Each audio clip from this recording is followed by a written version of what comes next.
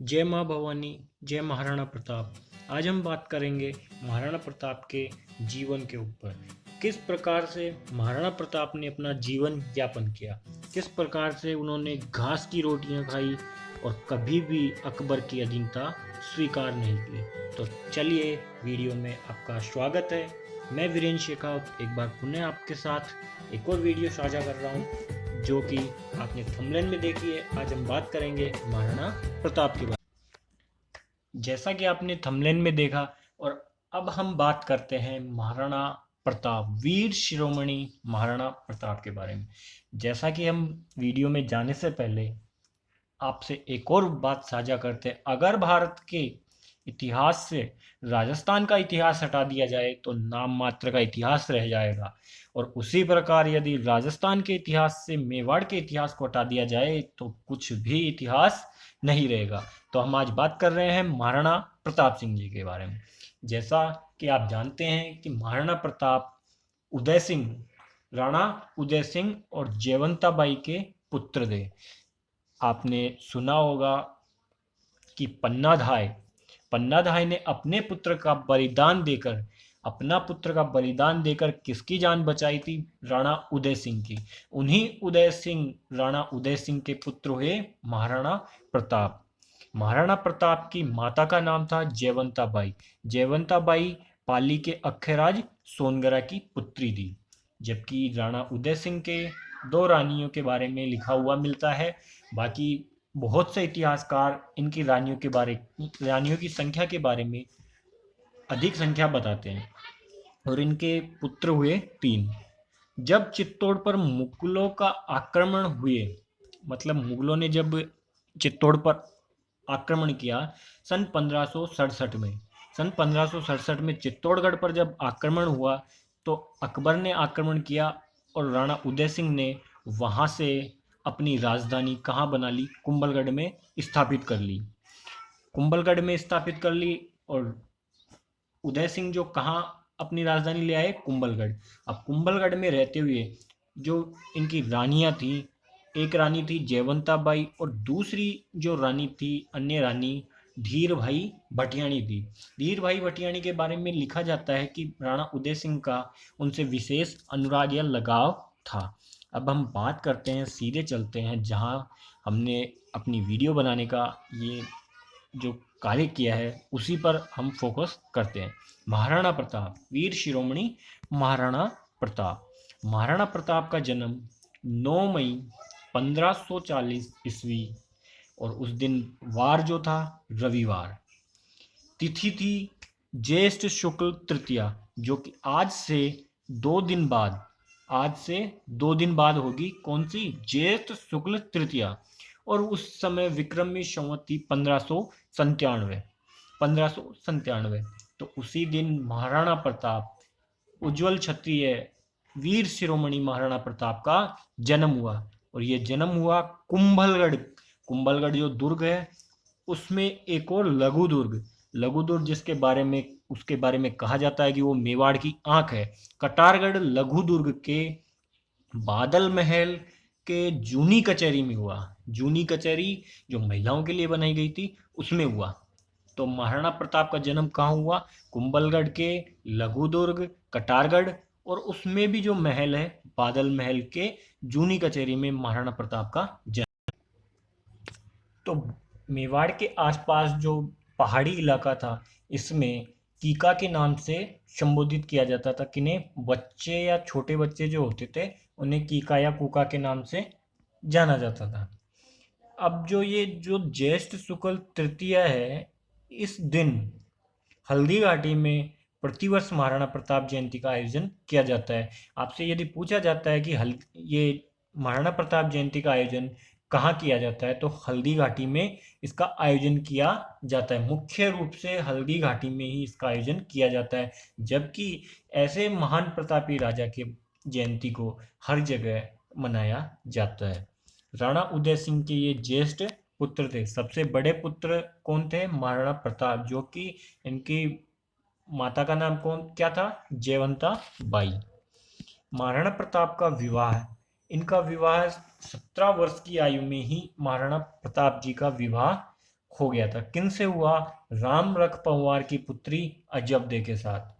एक और विवाह इनका हुआ था मालदेव जी की ज्येष्ठ पुत्र राम की पुत्री फूल कंवर के साथ महाराणा जी का विवाह हुआ। इनके दो विवाह हुए थे।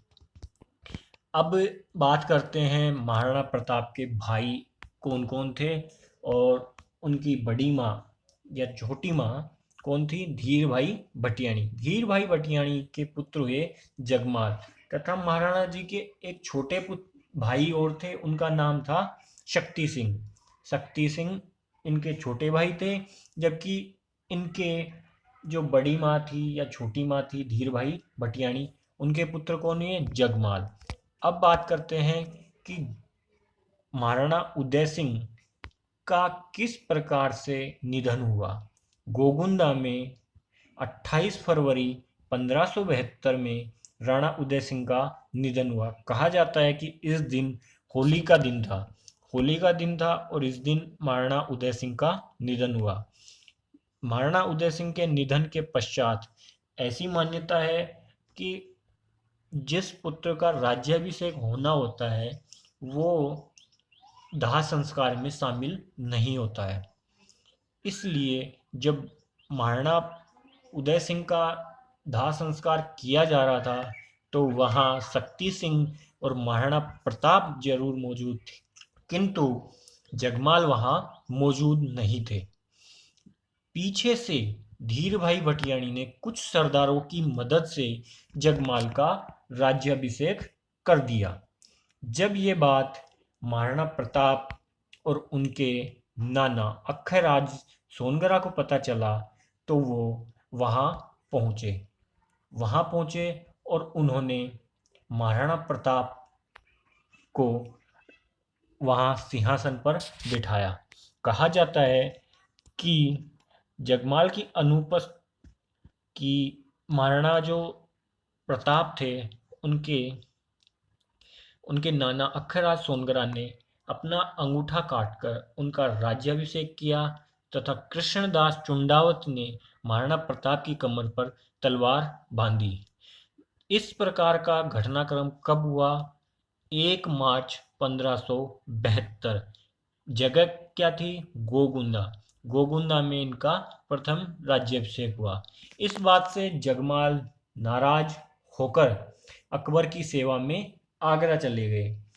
नाराज होना वाजिब था। क्यों? क्योंकि जब उनका राज्याभिषेक हो गया, किसने किया? धीर भाई भटियाणी ने करवाया। इससे वो नाराज हो गए। नाराज होकर वो आगरा चले गए। किसकी शरण में जाएंगे? जो कि मेवाड़ का शत्रु था। इस प्रकार की घटनाक्रमों के कारण ही हमारा जो ये राजस्थान, जिसे कि राजपूताना कहा जाता था, वो टूट गया। आपसी असमंजस और कलह के कारण हमारा राजस्थान और राजपूताना टूटा था। जब कहा जाता है कि दत्तानी के युद्ध जो कि सिरोही के आसपास है, वहाँ 1583 में जगमाल एक युद्ध में शहीद हो गए। अब हम बात करते हैं कि प्रथम राज्याभिषेक जो 1 मार्च 1572 को गोगुंदा में हुआ था, और अब इन्होंने उस समय कोई हर्ष और उल्लास नहीं मनाए। क्यों? क्योंकि जब 28 फरवरी 1572 को उनके पिता महाराणा उदय सिंह की मृत्यु हुई और उसके एक दिन पश्चात मार्च 1572 को इनका राज्याभिषेक कर दिया गया। जब एक दिन पूर्व उनके पिता की मृत्यु हुई है और अगले दिन वो कैसे हर्ष और उल्लास मना सकते थे? कहा जाता है कि जो होली की ओख पड़ जाती है, ओख के लिए जो महाराणा प्रताप को तत्कालीन परिपाटी के अनुसार आहिड़ा का शिकार करने भेजा गया था, उस ओख को मिटाने के लिए। जब महाराणा प्रताप कहाँ जाएंगे? अब अपनी जो राजधानी थी, उनके पिता की जो राजधानी थी कुंभलगढ़, अब कुंभलगढ़ पहुंचे कौन? महाराणा प्रताप। इस प्रकार जब वो कुंभलगढ़ पहुंचे सन 1572 में ही उनका विधिवत राज्याभिषेक किया गया। तो आपसे पूछा जा सकता है कि महाराणा प्रताप का राज्याभिषेक कितने बार हुआ, तो कहा कितनी बार जाएगा, 2 बार। पहली बार कहाँ हुआ, गोगुंदा में। कब हुआ, 1 मार्च 1572। और महाराणा प्रताप की कमर पर तलवार किसने बांधी थी, ये क्वेश्चन बहुत बार पूछा जा चुका है। तो किसने बांधी, कृष्णदास चुंडावत ने। और उनका जो भाई था, वो कौन सा भाई नाराज होकर अकबर की सेवा में चला गया, जगमान। उनकी मृत्यु कब हुई, दत्तानी के युद्ध में 1583 में। अब जो इनका द्वितीय राज्याभिषेक हुआ, वो विधिवत रूप से राज्याभिषेक माना जाता है। कब हुआ, 1572 में। कहाँ हुआ, कुंभलगढ़ में। कहा जाता है कि इस राज्याभिषेक में मारवाड़ के राजा चंद्रसेन भी। अब हमें एक फॉर्म में बात करते हैं, जैसे जन्म इनका और राज्याभिषेक और मृत्यु, इनका कार्यकाल कैसा रहा। तो इनका जन्म 9 मई 1540 को कुंभलगढ़ में हुआ और राज्याभिषेक 1 मार्च 1572 को कहाँ हुआ था, गोगुंदा में, जो कि विधिवत नहीं हुआ था। इसलिए इनका विधिवत जो राज्याभिषेक कुंभलगढ़ में किया गया। तो इन्होंने कितने वर्ष की आयु में शासक बने, 1540 से और 1572, 32 वर्ष की आयु में, मात्र 32 वर्ष की आयु में मेवाड़ के शासक बने। कौन, महाराणा प्रताप सिंह जी। इनका राज्याभिषेक कुंभलगढ़ में हो गया। इनकी मृत्यु के बारे में कहा जाता है कि बारडोली चावंड, जो कि उदयपुर में ही है, उसके निकट 19 जनवरी 1597 को हमारे वीर शिरोमणि मेवाड़ की आन और बान का निधन हो गया था। कितने वर्ष तक इन्होंने शासन किया, मात्र 25 वर्ष का इनका शासनकाल रहा। अब इनके बारे में बात करते हैं कि इन्होंने अपनी राजधानियां कहाँ कहाँ बनाई थी। प्रारंभिक राजधानी इन्होंने कहाँ बनाई थी, कुंभलगढ़ दुर्ग में। और द्वितीय राजधानी के बारे में कहा जाता है कि इनकी द्वितीय राजधानी थी चावंड। और इनका विवाह हुआ था रामरख पंवार की पुत्री अजबदे के साथ, जिनसे इनको युवराज अमर सिंह का जन्म हुआ। ये थी वीडियो। अब हम आपको एक बेहतरीन सॉन्ग सुनाना चाहेंगे, एक बार जरूर सुनिएगा। कभी महलों में पड़ाव हुए, कभी जंगलों में पड़ाव हुए, ना सर झुके ना कम, मूंछों पे ताव हुए। कभी महलों में पड़ाव हुए, कभी जंगलों में पड़ाव हुए, ना सर झुके ना कम, मूंछों पे ताव हुए।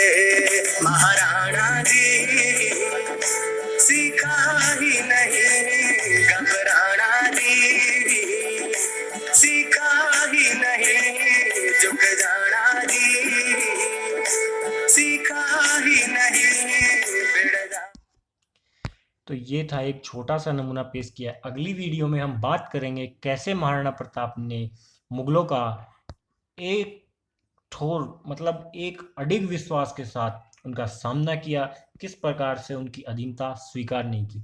यदि आपको ये वीडियो हमारा अच्छा लगा हो तो ये जो नीचे लाइक का बटन है उस पर क्लिक करें, और हमारे चैनल को अभी तक सब्सक्राइब नहीं किया है तो सब्सक्राइब करें, और ये जो बेल आइकन, घंटी वाला जो आइकन है, उसको जरूर प्रेस करें ताकि हमारी नई वीडियो आपको सबसे पहले प्राप्त हो। आप सभी का बहुत बहुत धन्यवाद।